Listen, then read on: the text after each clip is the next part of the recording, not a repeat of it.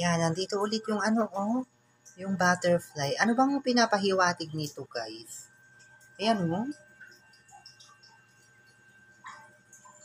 Ayan, oh, nandito siya ulit. Dito pa sa pintuan ng CR. Dito siya nakaano. Dito siya pumunta. Ayan, oh. Ang laki. Ayan, oh, brown. Naku. Ano bang pinapahiwatig nito? Blessing ba? Swerte ba? Or wag naman sanang ano, ha? Wag naman sanang malas.